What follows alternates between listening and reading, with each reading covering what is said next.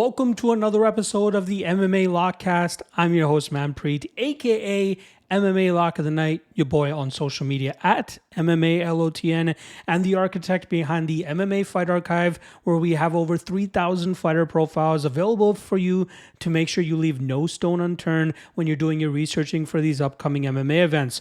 With over 15 and more MMA promotions from all around the world covered on this database, you'll be ensured that you have direct links to past fights for all of the competitors competing on these upcoming cards. Like I said, so you leave no stone unturned when you're doing your studying. That's why top cappers, coaches, fighters, and commentators from all the biggest organizations around the world utilize this service. And you can as well, and check it out for free as well for a 7-day free trial with a link in the description below. Not only is the UFC going down this weekend, but KSW 91 goes down this weekend as well. So you can get all your studying in for that while also preparing for the big weekend next weekend, where I believe there's 5 or 6 total events on the Fight Archive that you can be studying from. So make sure you guys check it out. Once again, 7-day free trial available for you. Link for that in the description below. All right. This weekend, UFC 298 is what we're going to be breaking down for this card, this episode. Obviously headlined by a featherweight main event between Alexander Volkanovski looking to defend his featherweight title against oncoming prospect Elliott Topuria. 14-0, hot prospect, undefeated. This is a very stiff test for somebody that a lot of people believe is the greatest featherweight of all time. Jose Aldo, obviously up there as well. Max Holloway kind of deferring to Volkanovski now, but very intriguing featherweight matchup there.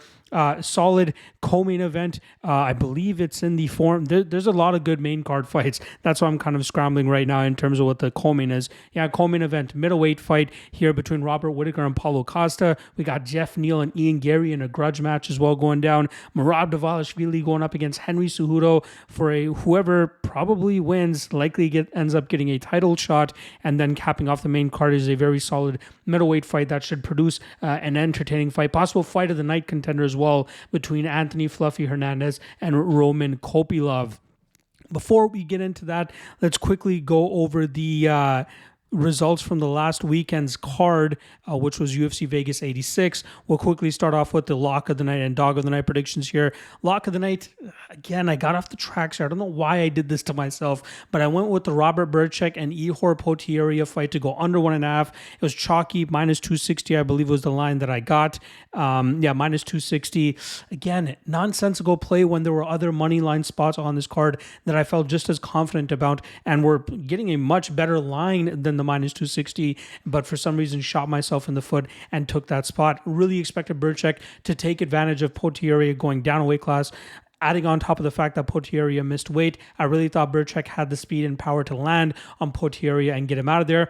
Obviously, very weird first round considering the the stoppages due to nut shots and eye pokes or whatever it was. So very unfortunate that we were unable to cash that. So we dropped the lock of the night there. A very rough weekend for the lock of the night plays, I must say, as also on the regional shows we didn't do too hot there. So it drops our 2024 lock of the night record now to 7-4 for a 64% hit rate. Again, we started off hot in January, even the first week of February, but it hit a little bit of a snag here this last weekend. But we get right back on the horse and hopefully can cash this weekend's lock of the night play. The dog of the night also ends up shitting the bed here as Brad Tavares goes out there and gets finished in the third round by Gregory Rodriguez. He had some decent moments in that first round where he was landing some good shots, hurt Rodriguez, or at least wobbled him once in that first round. It seemed like he was starting to pick up some momentum in the second round, but then Rodriguez just said, fuck it, let's go balls to the wall in the third round, and we saw Rodriguez get the finish there. Good win for Rodriguez. He continues to improve at a stellar rate.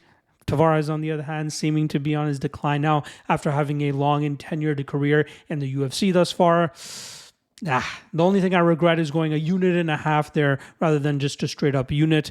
But that now drops our dog of the night record to 4-7 on the year for a 36% hit rate. The other spots on the card, again, some decent other spots that kept me from being a complete mess this weekend. We'll start off at the top here. Not the lock of the night, but the main event. Jack Hermansson 1 year at plus 220. I was banging the drum all week on Jack Hermansson for a lot of folks, getting teared to shreds in terms of backing a guy like him in the spot. But when you get a big juicy plus number on a veteran against a guy that has been scorching through his competition, through his first couple UFC fights, and hasn't really been tested against a veteran like Jack Hermanson. You take the underdog price, and that's exactly what was beneficial for us. Hermanson goes out there, drops the first 2 rounds, but we saw Pyfer and expected Pyfer to start slowing down. Hermanson takes over in the 3rd, 4th, and 5th rounds, gets his hand raised by decision, and we cash a plus 220 ticket. Dan Ige, who was probably going to be my lock of the night play, had I not last minute resorted to that under 1.5 instead, he cashes relatively easily, gets that 1-punch knockout over Andre Fili in the first round, minus 170, not too bad there. Michael Johnson made some questionable decisions in that 2nd and 3rd round, still ended up getting the win, but I really felt he could have gotten the finish if he put his foot on the gas in the 2nd and 3rd rounds. It really seemed to me that Darius Flowers was slowing down tremendously, and that would have been a great opportunity for Michael Johnson to let go with his hands and possibly find a finish, especially with how much he was targeting the body. But he still goes out there, gets a decision victory. We cash him at minus 125. And then the last play that we I'd even go over the other loss here. Bruna Brasil, very frustrating performance. Only took a half-unit shot on her because I know she has some mental lapses at times that puts her behind her opponent. I don't know what the hell she was thinking in that first 2 rounds, just waiting too often, and what the hell her coaches were saying to her to say, hey, you won that 2nd round. There was in no realm that she won that 2nd round. She didn't do nearly enough. And even though Loma's shots that she was landing, a lot of them were leg kicks, they didn't seem to be doing a whole lot of damage. At least she was doing more than what Brasil was doing, and that was the difference maker there. We saw when Brasil was a little bit more assertive in that 3rd round, she got some success, and all the judges actually scored that round in her favor. I was hoping she would initiate the clinch even more, utilizing her strength advantage so that she can either just post Loma up against the cage or eventually drag the fight to the ground and utilize her superior strength there. We saw it at the ending of the 3rd round. She could have been able to do it in the 2nd round as well, but again, she has some sort of mental block that keeps her from being more assertive. I hope going into her next fight, her coaches, or at least she changes camps so they can tell her just throw a little bit more. Even if you miss, it doesn't matter. Those shots are going to look much better than not throwing at all. So I hope she learned a big lesson there, especially in a fight that she probably could have won. But we lose a half unit there. And then the final play that catches for us here is Hydra Meal, minus 172, closer to minus 210 by the time fight time rolled around. But again, another spot that I possibly should have gone lock of the night deep on, given the short notice aspect for Fernie Garcia, given the fact that he's coming up a weight class against a guy who was stronger than him, a better grappler as well. Very unfortunate there that we didn't go harder, but still happy to cash it. And again, with the lock of the night losing, we still only are down minus 1.8 units on the night. Again, the regional shows not too hot, so it was a worse night than just minus 1.8 units. But again, very happy with my reads on Jack Hermanson there. Dan Ige and Hydra Emil as well. Could have been a better weekend, like I said. But I think one of the first losing weekends of the year for your boy as well. So let's hope to turn around this weekend. All right, 2 quick plugs here before moving on to the breakdowns. The Locky 2-step is hot. This is another reason why I didn't go down too much this weekend, was because this cashed for the 4th week in a row. 4th UFC event in a row now. The Locky 2-step has come through for us. I think it was around plus 115 this week, with Danny and Hydra Emil anchoring that. The Locky Trinity ends up eating shit with Robert Burchek going down, obviously, but that only brings our record to 2-2 for the Locky Trinity. Still in the positive there overall, but very happy about the performance of the Locky 2-step, and I can see the segment gaining more traction and more views now because of the success of it. So if you want to get in early on the Locky 2-step, I drop that on Mondays for the Patreon folks. So make sure you guys check that out on the Patreon page, the MMALOTN Patreon page, not the Fight Archive, but make sure you guys check that out, where we have written breakdowns where you guys are watching these breakdowns about to drop right now, but the Patreon folks have already gotten it since like Saturday, Sunday. I normally drop the written breakdowns way earlier than I drop the actual podcast for the public. So if you want to get early in on that, check out the Patreon for that as well. Not just for the Locky 2-step, Locky Trinity, or the written breakdowns, a ton of other fun parlays, same game props, or same game parlays, degenerate parlays, props, all that stuff. I cover it all on the Patreon. Check the link in the description below for that. All right, last plug, GodzillaWins, your boy dropping written content for the public format there. main event breakdowns on Wednesdays, 3 best money line spots on Thursdays. I think we went 2-1 this past weekend, so make sure you guys check that out, all for free on GodzillaWins.com. Check them out, not just for the MMA stuff, but NHL, NBA, NFL. I know NFL is just about to wrap up, but all the sports are covered on there, not just by myself, but all these other great handicappers, so make sure you guys check that out. All right, that's enough. Let's get right into the breakdowns because we got 12 fights on top here and a very good card overall. Let's start off with the first fight of the night in the women's flyweight division, where we got Andrea Lee coming in at plus 170. She takes on Miranda Maverick, who comes in at minus 200.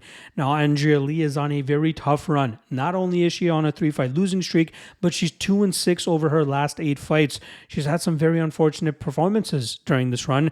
Obviously, what started the losing streak was her loss to Viviane Araújo, where she started off hot, but then really started to get deflated in the second and third rounds, allowing Araújo to take her to the ground and grind her out. The Macy Barber fight was a close fight, which possibly could have been scored in her favor, but to me it seemed Barber was the one landing the more significant blows, and she deserved to win that fight. Natalia Silva, again, scorching hot prospect, just picked up a big win over Viviane Araújo a couple weeks back, but Silva, very tough stylistic matchup for Lee, and Lee was unable to get off on much of her own success. Lee, when she is in her groove, she's a very solid combination striker. She does a great job in terms of putting her punches together and ending it off with kicks. She could even implement a grapple-heavy approach if she sees that she has an advantage there, but she seems like a fighter that can be quickly demoralized if things are not going her way. She completely shot and finished Cynthia Calvillo, similar to how fighters are able to defeat Andrea Lee. Don't allow her to get comfortable in the striking realm, push her up against the cage, maybe land some takedowns and just wear on her. That's usually the best path to victory against her. And Lee's going to really be up against it here against Miranda Maverick, who's looking to get some momentum going after picking up a dominating victory over Priscilla Cachoeira. Now, even Maverick is on a little bit of a rough run. I believe she's 3-3 over her last 6 fights, but her losses are coming to solid fighters. Erin Blanchfield, the Macy Barber fight, probably one of the worst decisions of all time. And then the Jasmine Jazz Duvicius fight, a fighter she possibly was overlooking going into that matchup. But Maverick, very strong, very physical, does a great job in terms of stifling her opponents up against the cage, dragging them to the ground and damaging them from that top position. But she's also improving her striking at a very solid rate. And again, she's only 26 years old, and she's getting high-level experience against a lot of good fighters, especially this early in her career, which will only benefit her moving forward. The way I expect this fight to play out, though, is with the physicality of Miranda Maverick, allowing her to put Lee into uncomfortable positions, whether it's pushing her up against the cage, dragging her to the mat, or just doing solid work from that top position. I think she wears on Lee and gets the victory here. My only concern is if Lee starts to pop off with her striking and really gets into a groove early on in this matchup, Miranda might struggle in terms of tracking her down and pushing her into those uncomfortable positions. Lee is clearly the better technical striker here, but I think Maverick is improving at a steady enough rate that she should be able to close the pocket, close the distance, get this fight dirty and grimy where she thrives, and that mostly will likely have this fight on the ground where she's able to do some big damage from that top position, grinding this fight to a decision victory. Minus 200, a little bit too wide for me. I'm going to wait to see how fight week plays out and see if we get some Lee action that brings Miranda Maverick down. But as of right now, I'll take Maverick and Maverick to win this fight by decision. Moving on to a welterweight matchup here between Oban Elliott, as he comes in at minus 275, going up against Val Woodburn, who comes in at plus 235. Now, Oban Elliott earned his contract to the UFC through the Contender Series this past weekend, but boy, did he have to fight for it. He won the first round against Kike Burrito, but got absolutely decimated in the second round, nearly finished, and possibly should have gotten 10-8 at that round. Only one judge scoring it at 10-8, and Burrito pretty much emptied his gas tank trying to finish Elliott, allowing Elliott to take over in the third round, being the fresher fighter and just edging that round out to get the decision victory. He's a solid fighter, 9-2. His only losses are to legitimate Cage Warriors guys. He's a guy that likes to rely on his grappling to get a lot of his victories. But I think, relatively speaking, now that he's over in the UFC and fighting higher levels of competition, I don't know how effective his grappling is actually going to be. His striking still leaves a lot of openings, just as we saw Burrito take advantage of. His durability was obviously holding up for him there, but I think his cardio is going to suffer against higher levels of competition in the UFC. I think what he makes up for in regards to the lack lack of discipline and technical striking is the fact that he pressures his opponents and stays in their face, changing levels, giving them a lot of different things to think about. I just don't know if he has what it takes to really cut it in the UFC, though. The UFC is kind of giving him a lob here in Val Woodburn, but Woodburn's not a guy that should be completely overlooked in this spot. Now, I get it. He's kind of been the butt of the joke for a lot of people, considering how easily Bo Nickel was able to dispatch of him. And I think it was only a 38-second fight that Woodburn was able to see the cage time that night, where he came in on short notice up a weight class. But weight class is the big thing here. This is a welterweight bout. This is the first time that Val Woodburn is going to try to make 170 pounds in his professional career. This guy has fought all the way up to 205 pounds as a 5'8" fighter. A lot of his fights have been him having the physical advantage over his opponents, which has allowed him to either finish them early or cage push them in very boring fashion for 15 minutes to win a decision. He has a questionable gas tank. You got to wonder how it's going to look for him to try to make 170 pounds, which shouldn't be hard for somebody who's 5'8", but he is thickly built, so we'll have to keep an eye on the weigh-ins there. But he packs a punch, that's for sure. We know he can knock people out. He's very strong in the clinch, so it'll be interesting to see how Elliott tries to take advantage of that. But he has a sketchy gas tank. Those are all big things here. Elliott should be able to grind this fight out and possibly get a second or third round finish, but you can't overlook the knockout power that Woodburn brings to the table, the holes that Elliott has in his striking game that could allow Woodburn to land that big shot, and the strength of Woodburn early in this fight could allow him to keep this fight upright.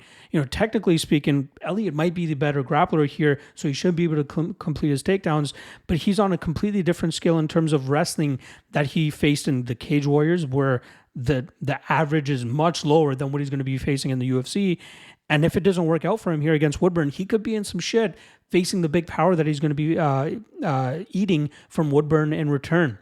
So minus 275, no way, Jose. Fight doesn't go to decision. Maybe that's something that I could possibly extract from this matchup and hope for either an early Woodburn finish. If you can get Woodburn round 1 KO at plus 1,000 or better, worth a shot in my opinion. But I don't expect this fight to hit the scorecards. I think it's either going to be Woodburn early or Elliott late. I'll lean with Elliott late, inside the distance, maybe TKO from that top position, but minus 275, no way, Jose. All right, moving over to another welterweight matchup here. We got Josh Quinlan coming in at plus 165. He takes on Danny Barlow, who makes his UFC debut, coming in as a minus 190 favorite. We'll start off on the Quinlan side, who suffered his first professional defeat last time around, where he got picked apart by Trey Waters in April of 2023. Quinlan was unable to crash the pocket and make up for the 5-inch height and reach disadvantage that he felt in that matchup, not allowing to get off on his pocket exchanges where he's been able to get a lot of his knockouts in the past. This guy's a BJJ black belt as well, but doesn't seem to often look for that style, as he likes to throw his big hands and try to knock his opponents out. It's worked out for him pretty well throughout his professional MMA career, up until the point that he fought somebody that was able to keep him at bay and keep him frustrated with their long jab and long shots down the pipe. At 31 years old, Quinlan doesn't have a whole lot of experience, but he does have big power in his hands, and that's what he's been relying on as of late. His opponent this weekend, Danny Barlow, comes in with a 7-0 clean and unbeaten professional record, and actually comes from an All-American wrestling background, but you don't see him often lean on it. This southpaw does a great job in terms of maintaining his distance, utilizing his 80-inch reach to keep opponents at bay and touch them up, really hitting them with that power shot with that left hand right down the middle. He's very good in terms of hurting opponents from distance. I wish he would use his jab a little bit more so he can stay active enough with that lead hand, but he's so quick and precise with landing that strike down the pipe that he knocks his opponents out more often than not. He has 7 victories, 5 of them coming in the first round, 2 of them going to a decision, showcasing he can go out there and keep a steady pace even if the knockout doesn't come early. And it just showcases that this guy has pretty high fight IQ for somebody so young in their career. With only 7 fights under his belt, he shows a lot of great things. Good discipline, great technique, and really stays within himself, not getting caught up too much in pocket exchanges and getting knocked out. He fought a power puncher in his last fight against Raheem Forrest and absolutely starched him, finishing him, I think, a minute and a half into that fight. He's a very solid fighter. I think he has an extremely high ceiling. And in this matchup against Quinlan, he will be able to use that 7 to 8 inch reach advantage very effectively.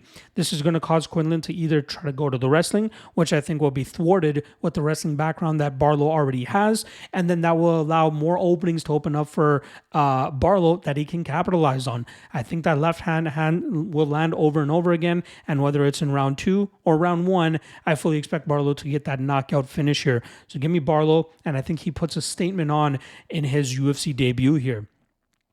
Moving over to the light heavyweight division, we got Mingyang going up against Brandon Ribeiro. We'll start off on the Mingyang side, who's on a 9-fight winning streak, most recently getting his hand raised in a showcase bout in the Road to UFC back in 2022. That night, he defeated a decent prospect in George Tokos, who he was able to finish in the first round. Beautiful exchanges in that matchup. Both guys having success, landing big shots of their own, but it was ultimately Mingyang who was able to hurt him badly and eventually get him out of there in brutal fashion. Now, he didn't have to go the regular tournament way that the Road to UFC is structured.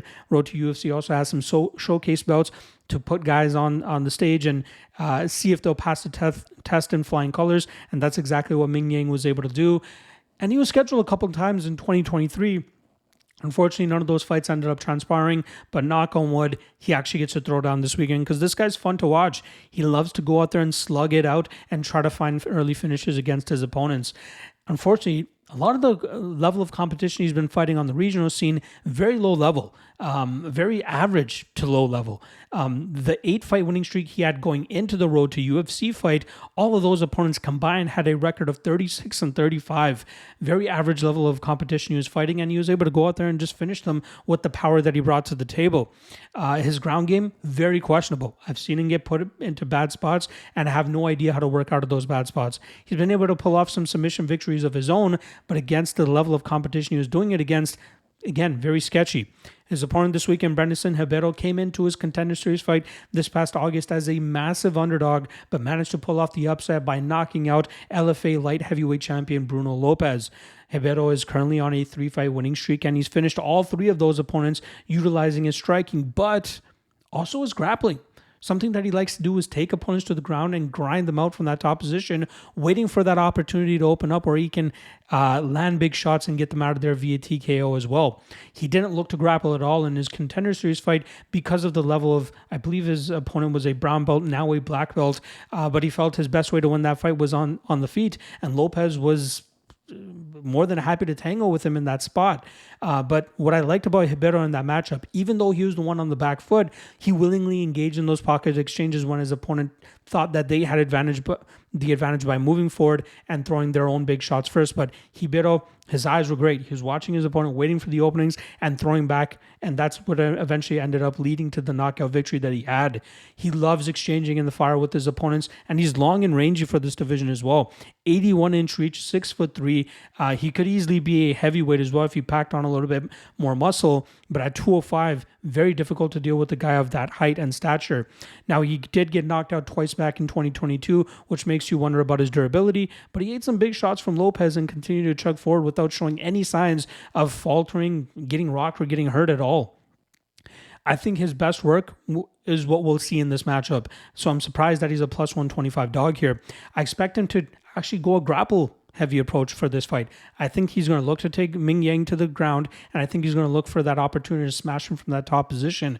I think Mingyang gives up transitions a little bit too easily, and Ribeiro will be all over that, utilizing his strength advantage and his BJJ advantage to get the positions he needs to smash him from that top position with elbows.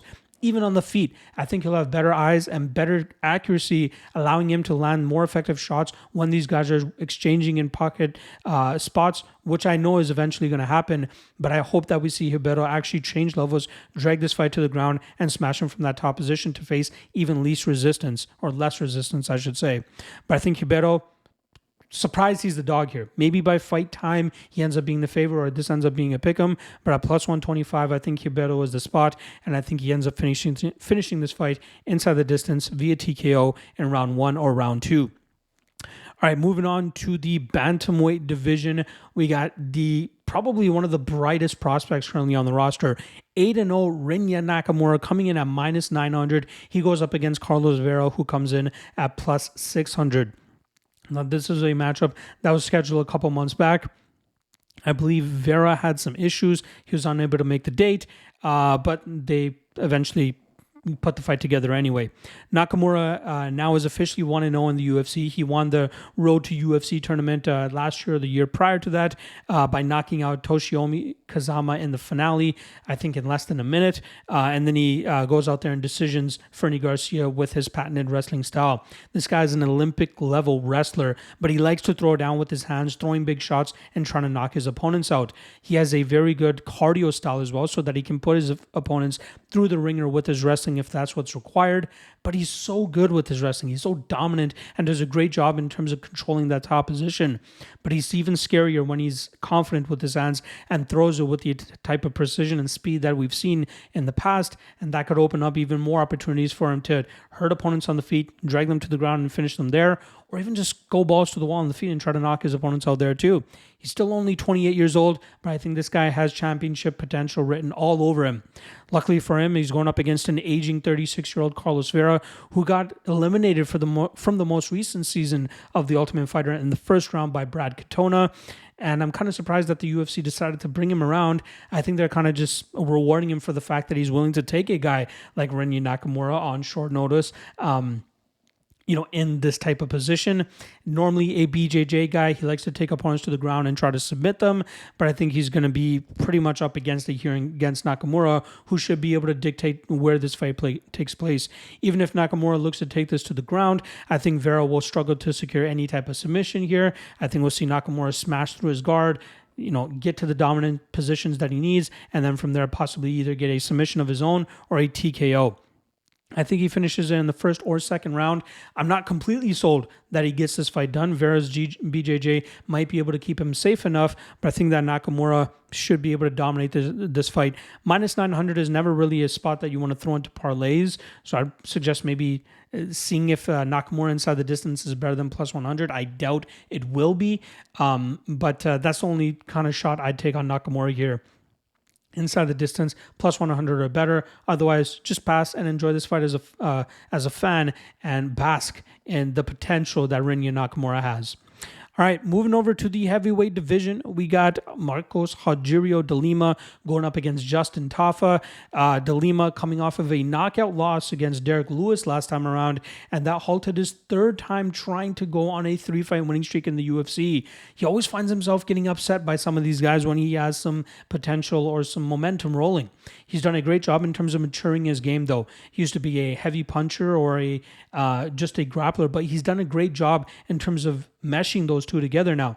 He utilizes brutal calf kicks and leg kicks to hurt his opponents and slow them down. He uses his big punches to close the pocket to eventually get a clinch going and dragging his opponents to the mat, and using his top pressure to just wear them out, grind them out, and go to a decision and win it that way. But you have to wonder about his durability at times as well. He has been finished in the past, just as we saw against the knockout king in Derek Lewis, so we can give him a pass for that. But he's very much matured. He's, like I said, meshing the MMA game together very well nowadays. His opponent, Justin Tafa, is a first-rounder bust type of fighter. He has a 3-fight winning streak going on right now where he's finished all 3 of his opponents in less than 2 minutes. But level of competition, kind of sketchy. Harry Hunsucker, Parker Porter, Austin Lane, land a big shot on them. All it takes is one punch for him, and he's able to get them out of there. We know what Tafa is all about. He wants to stalk you, maybe land a kick here and there, but more often not try to go out there and knock your head into the 5th round or 5th row pretty much. But I think if De Lima can stay safe enough in the early going here, he should be able to stay safe at distance, utilize his leg kicks, kind of stay away from the big power as best as he can, and then get the clinch going, wear on Tafa, drag him to the ground, and then rinse and repeat that over 3 rounds. It's going to be tough. If you try to go in on that -140 chalk on De Lima, you're going to be sweating every second that this fight is in the standing realm, because Tafa can end it at any moment. But I think that De Lima has way more paths to victory here. I'm not so down to go minus 140 on Lima. If we get some buyback on Justin Tafa here, maybe if we can get Lima closer to a pick'em, I'd be more content with taking him there. But this is a pass for me. I don't want to have any action on this fight. Tafa by knockout or Lima by decision. I'm going to lean Lima by decision. If that prop is plus 400 or better, maybe not a bad spot to take a little bit of a sprinkle there. But overall, Lima, more paths to victory. Just got to stay away from that big power, and I think he should be able to do so here en route, like I said, to a decision victory. Moving over to the women's strawweight division, we got Amanda Lemos going up against Mackenzie Dern. You got minus 125 currently on Lemos, plus 105 the return on Mackenzie Dern. Last time out, Amanda Lemos got her first UFC title shot against Weili Zhang, and it was a one-sided beatdown. She gave up 6 takedowns and when it was unable to stop the onslaught from Zhang, and she got completely ragdolled that night. She was unable to get off on her patented power early on in that matchup, and that allowed Zhang to just continuously close the distance, drag this fight to the ground, and do what she did best. What Lemos does best is normally just stalking her opponents with her quick twitch type of striking style where she's able to get to the target really quick with big power, and that usually demoralizes her opponents from trying to get off on their own offense, and that either results in a knockout victory for Amanda Lemos, possible submission victory if her opponents decide to go for a desperation takedown, or she's just able to hurt them more over 15 minutes and win the fight on the scorecards. She's definitely not as good as a lot of people were expecting her to be, as she was rifling through a lot of her early competition. And at 36 years old, you got to expect her to start slowing down at a certain point. She's still very dangerous. She has a lot of knockout power that needs to be respected, and that's what could potentially come to fruition this weekend. Her opponent this weekend, Mackenzie Dern, has been flip-flopping losses and wins over her last 6 or 7 fights now. Most recently, she got knocked out by Jessica Andrade, and she's looking to bounce back quickly as she takes this fight on short notice to try to get back into the win column. She has a 14% takedown defense rate, 14% takedown accuracy rate, just showcasing that she very much struggles to get opponents to the ground. The most successful she was with her takedowns was against Angela Hill, a fighter that she didn't really have to worry too much about the knockout power coming back her way, but more so her ability to just march forward, throw big strikes, knowing that she's going to have to eat shots in return, and then get in on the hips of her opponents and try to drag them to the mat when she has them off balance.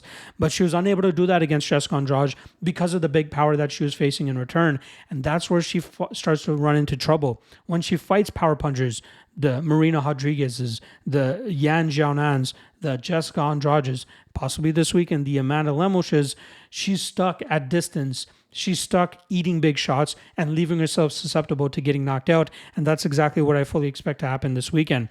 Amanda Lemos will touch up Mackenzie Dern. Will Dern be able to complete a takedown? I don't think so. Unless she does what she did against Angela Hill, which in my opinion will leave her open to getting completely knocked out here.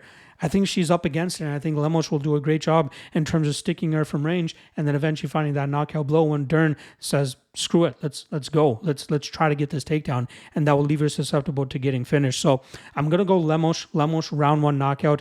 I think she's just too powerful for Dern. I think her takedown defense, although it only shows roughly around 55%, defense rate that is, I think it's good enough to deal with whatever Dern's going to be throwing at her. So she needs to, again, not be too reckless on the feet, take whatever Dern is giving her and try to make her pay for any time she tries to crash the pocket, and that should open up a finishing opportunity for Lemos.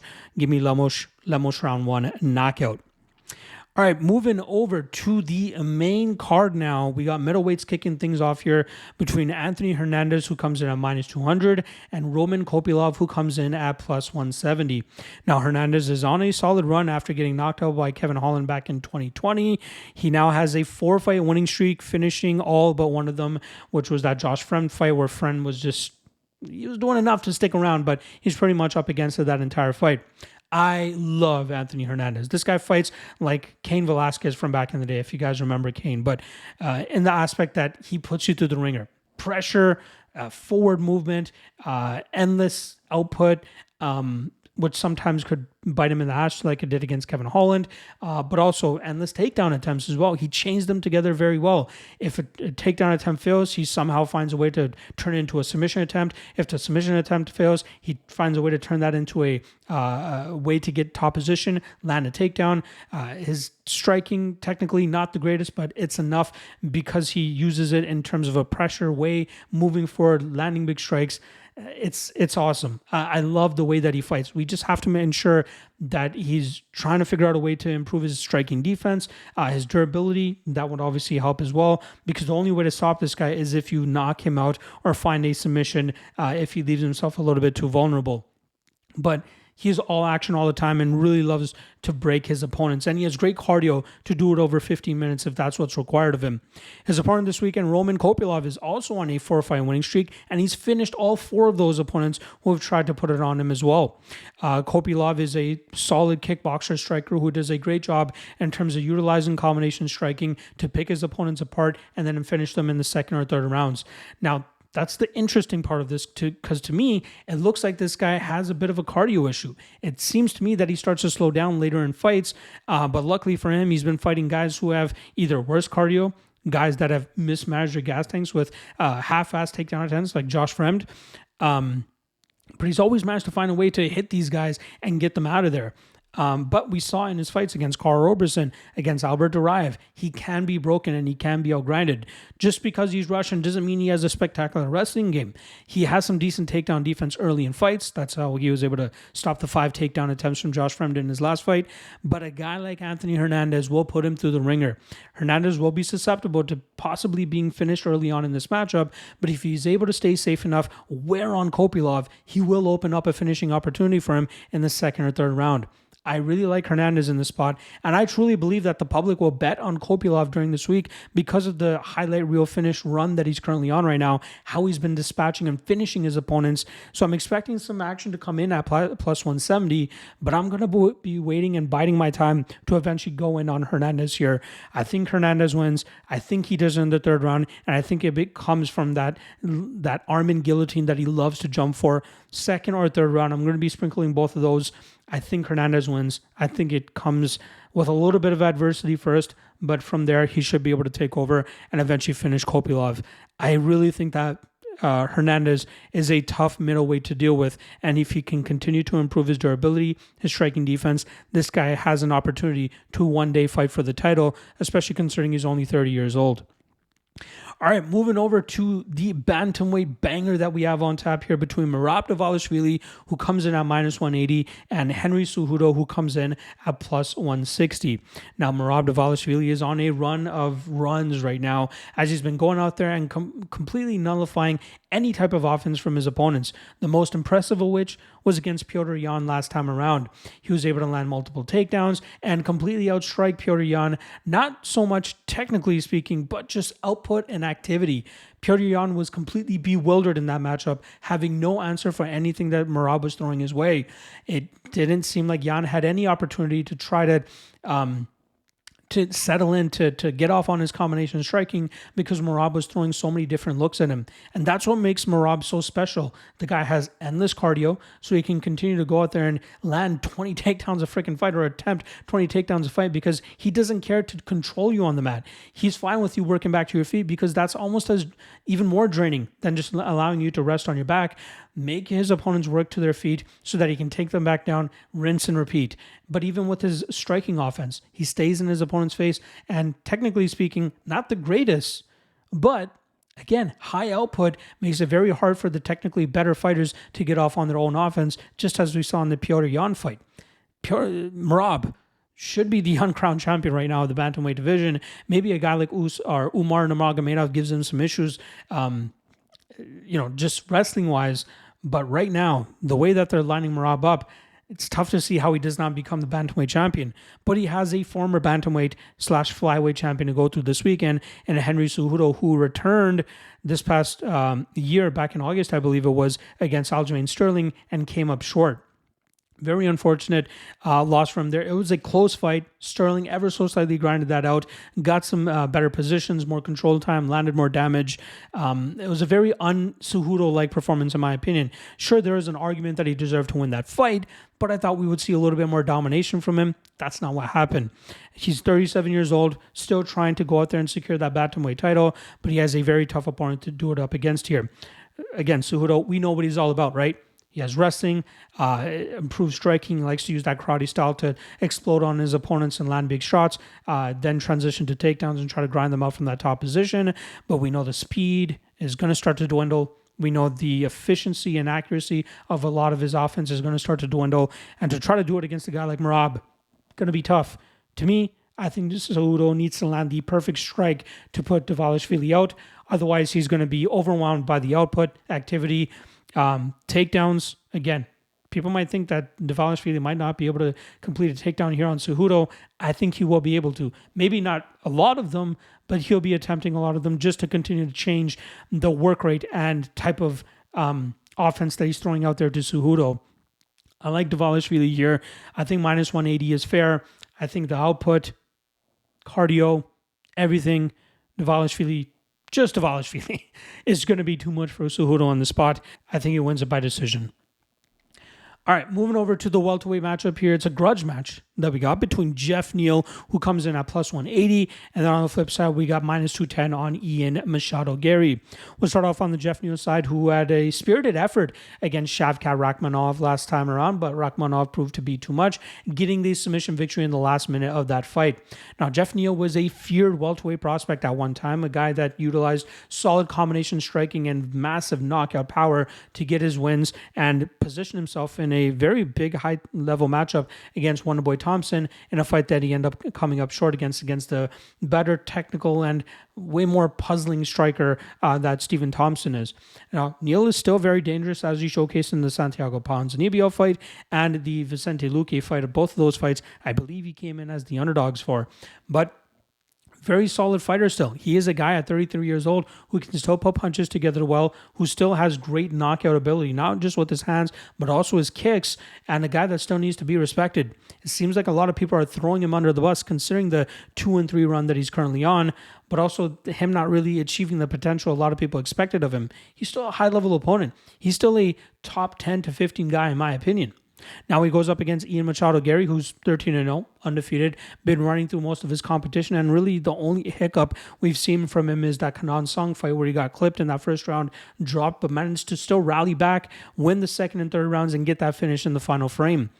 He's long, he's lanky, likes to utilize those kicks from distance, has a sneaky jiu-jitsu game if that's how he wants to attack his opponents, but he is an ever-improving fighter, and at 26 years old, has a very high ceiling. But this could be a tough matchup for him. This is the toughest fight for him, in my opinion, since being in the UFC. Way tougher than Darian Weeks, way tougher than Gabe Green, way tougher than Kenan Song, way tougher than Daniel Rodriguez, and way tougher than Neil Magny. This is a guy that's going to throw back. This is a guy in Jeff Neal, who's going to be looking to counter Ian Machado and possibly even land a knockdown of his own, similar to what Kenan Song was able to do. So seeing the line as wide as it is, I think it has to do with recency bias. I think it has to do with the fact that Jeff Neal is 2-3 over his last 5, even though the guys that he's losing to were weird stylistic matchups. And let's not do the whole MMA math thing here. Neil Magny was a tough stylistic matchup for Jeff Neal because he was able to engage in the clinch and get that dirty style that he always has that has made Neil Magny successful in the past. Whereas Ian Garry, great kicker, was able to slow down Neil Magny and keep him at range and pick him apart. Here, I don't know if Garry can be successful with chopping away at the legs of Neal. Neal will counter him. Neal will check those kicks as well. And Neal will happily exchange in the fire, landing counter shots and possibly dropping, hurting, and maybe even finishing Ian Garry here.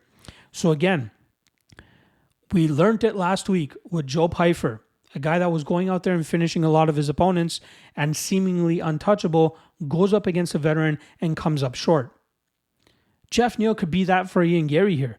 Without a doubt. And you're talking about a pissed off Jeff Neal, a guy that, Ian Garry has been poking fun at, utilizing his mugshot to make some money, all those types of things. A pissed off Jeff Neal with a high level coach like Sayif Saud who can devise a plan to close that distance to, Neal actually has a 1-inch reach advantage here. He will be at a 4-inch height disadvantage, which will obviously play in favor of Ian Garry.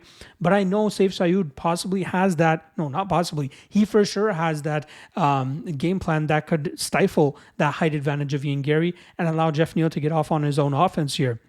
So I wouldn't play Ian Garry at -210. No way. I'm looking at Jeff Neal here. I think that we're getting off a pit and we're getting a pissed off Jeff Neal, a technically, I don't want to say superior striker than Garry. I think they're evenly matched in the striking realm, but the experience is far in Jeff Neal's favor considering the level of competition he's been going up against. Give me Jeff Neal here. I got in at +200. I'm seeing +180 now, but I already got in at +200. I think it's worth a shot, and I might even sprinkle him to win by knockout. My official prediction here is going to be Jeff Neal by second round knockout. All right, moving over to the co-main event, we got Robert the Reaper Whittaker, or his nickname should be Bobby Knuckles. He comes in at -220. He takes on the very rarely seen Paulo Costa, who comes in at +185. Now, starting off with Robert Whittaker, last time around, we saw him come up short against now champion Dricus du Plessis, and it looked good for him the first 3.5 to 4 minutes of that fight until he got clipped, hurt badly, and busted up by du Plessis, who was eventually able to find the finish in that second round. Now, Whittaker is a guy that has been fighting high-level competition in the middleweight division ever since becoming champion back in the day, but is still a guy at 33 years old, could be very competitive. He utilizes a karate-type style where he blitzes in and out with his strikes, has a nasty head kick that he can implement as well, but also an underrated wrestling game that we've seen him show glimpses of here and there. I thought his last loss to Israel Adesanya was a close fight that he probably deserved to win as well. This guy is very talented still and has a lot to prove. It's just his durability that we have to worry about a little bit. He's going up against a very powerful puncher here in Paulo Costa, who could definitely make him pay for any type of ill-advised closing of the pocket with his blitzing karate style. Paulo Costa is a guy that has not been active recently. He's had a couple fights fall through in 2023, and the last time we saw him throw down was against a retiring Luke Rockhold, who looked like complete garbage in that matchup, and he still managed to see the scorecards that night. Paulo Costa wore on him, and he even ate some big shots in return, and Rockhold had some glimpses of brilliance himself, but it was Paulo Costa who was able to get the decision victory that night. You got to wonder how committed to the game Costa is, because Whittaker is all in. Whittaker still wants to become the middleweight champion again. This is a guy who fully believes that he can contend against the top of the heap, and it's hard to see why not. The guy is very skilled all around, whereas Paulo Costa, you don't know which version of him you're going to get. But one thing you can count on is that he'll bring knockout power to the table more often than not. And that's kind of my concern in terms of playing the chalk on Robert Whittaker in the spot. I would rather look to take Whittaker by decision because I think we'll see more of a point style from him, maybe even try to get some takedowns and some clinching going. But I think he's going to try to stay away from the power of Costa, chip away at him from distance, and hopefully win this fight on the scorecards just by outpointing him. So I'd look more so to take the prop of Whittaker to win by decision here rather than the chalk at -220, because if Paulo lands that bomb, we're going to be kicking ourselves for taking such a chalky favorite, knowing that Whittaker has been hurt in the past and he's going up against a very heavy puncher here in Costa. So I'm going to go Whittaker by decision, but chalk a little bit too much for me to be comfortable with. All right, this is the main event, featherweight title on the line. Alexander Volkanovski going back down to featherweight, looking to defend his crown against oncoming super hot prospect, Elliott Topuria. Now, we got -115 on Volkanovski. I saw him as the underdog a few days ago, but money coming back in on the champ here, and -105 currently on Elliott Topuria. We'll start off on Volkanovski, who is now 1-2 over his last fight, 3 fights, but those 2 losses obviously coming to lightweight champion Islam Makhachev. Last time around in October, Volkanovski took the fight on very short notice, stepping in for the injured Charles Oliveira, and it obviously ended up being a unfortunate circumstance for Volkanovski to take that fight. He was coming off of a surgery, a quick turnaround, and didn't really seem to be in the physical shape we were used to seeing him in. And unfortunately, he suffered for it. He got knocked out by Islam Makhachev in the first round of that fight. Prior to that, we saw Volkanovski put Yair Rodriguez to the ringer and finish him brutally, I believe, in the 3rd round of that matchup. Volkanovski is a guy that's not a master at one specific discipline, but a master at combining the martial arts and executing a game plan. He does a great job in terms of knowing the path to victory for for his opponent, whether it's out striking them, out grappling them, out clinching them, or even just putting on a high work rate to outpoint them against a fighter that isn't really known for putting on a high activity of their own. He's so good everywhere. You know what I mean? He's a great striker, good kicker, good grappler as well, great control from that top position, and he just knows how to win. And he has great cardio as well, which allows him to be effective from minute 1 to minute 25. 35 years old. That's kind of the big talking point this week for a lot of people, because there's that stat out there. And even Volkanovski made a funny commercial with the sports betting website from Australia talking about fighters in title fights that are 35 years or older have like a 2-30 record in those scenarios. But you have to give exceptions to certain guys. Alexander Volkanovski is one of those guys you give an exception to. A guy who just turned 35. He's not, it's not like he's deep into 35 or anything like that. He just turned 35 back in September, so, it's not too far into 35. But this is a guy I still believe is capable of high-level performances. I think we can't look too deeply into the Islam Makhachev knockout, considering all the factors going into that matchup. His opponent this weekend, Elliott Topuria, is a guy that I've had my eye on since his Cage Warriors days. He faced Brian Boulan relatively as an unknown fighter and came in and won that fight, I believe, by submission. Since then, scorching hot, right? He took a little bit of time off, but then splashed onto the UFC scene on short notice and during the COVID era, picking up that victory over Yusuf Zalal, and then from there has been finishing most of his opponents en route to this title fight that he has this weekend. This guy's very talented. He's a BJJ black belt, but he has been using his hands to do most of his talking in his latter half of his career. Most recently against Josh Emmett, where I think he landed 3 knockdowns in that fight. Emmett showing heart unlike anybody else we've ever seen, but Elliott Topuria showcasing that his hands are definitely improving and catching up to his grappling level.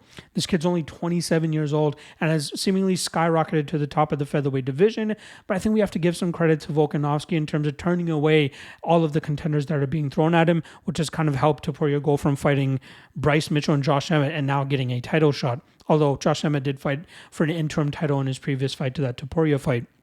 But Topuria, very skilled, has a super high ceiling. I don't doubt that at all. But I wonder if this is just too big of a skill step up for him, going from Josh Emmett to Volkanovski. Now, again, I get it. Topuria's been finishing guys in emphatic fashion, or at least making it look easy like he did against Josh Emmett. And Volkanovski, 35, and just got knocked out by Islam Makhachev. But this is a completely different puzzle. This is a different stylistic clash. This is a fight where Volkanovski could potentially stifle the big power of Topuria, utilize leg kicks, utilize a lot of lateral movement, maybe get the grappling going. Sure, Topuria might have a high-level BJJ black belt, but we've seen Volkanovski get put in the worst positions and stay disciplined, stay calm, stay composed, get out of those bad spots, and then get back to putting the whooping on his opponents. To get a fighter of Volkanovski's level at minus 115, in my opinion, is a steal. And I don't doubt that there's going to be more public love coming in on Topuria on fight week that could push Volkanovski back to plus money. So I'm going to stay patient. I will potentially take at least a unit shot, maybe 2 unit shot here on Volkanovski, as I still think that he can compete at a very high level. Losing to Islam Makhachev, having Makhachev as 2 of your 3 losses throughout your career and the other loss coming way early in his career, that's nothing to hold your head about. That's nothing to write off a champion of Volkanovski's level. Topuria, again, great prospect, a guy that could potentially be the champion eventually and reign supreme. But it's a big step up going from fighting a grappler heavy fighter like Bryce Mitchell, a power puncher like Josh Emmett, to fighting a master like Volkanovski. I don't know how people can do it with such confidence, but I'm going to go with the Volkanovski side here. I think Volkanovski outworks Topuria, and I think he gets the decision victory with grappling, with striking, with everything. He'll face some adversity. I don't doubt it, but I think he'll battle through it, and I think he'll retain his title and still Alexander Volkanovski by decision. There you guys go. Breakdowns on all 12 fights for this UFC 298 card going down in Anaheim, California. I got a ton of great content coming this week, as I always do. Again, tomorrow, top 3 lock of the night candidates. Wednesday, top 3 dog of the night candidates. Thursday, quick picks, at least a quick picks version of this breakdown. not going a full hour like I just did for you guys. Also, the Locky Trinity / Locky two-step free parlay. If you want access to that even sooner, check out the Patreon page where I've already posted it. And then Friday, top 3 best prop bets. All right. Appreciate all the love. Appreciate all the support. Let's have a great week, folks. I'll see you guys again tomorrow. Peace.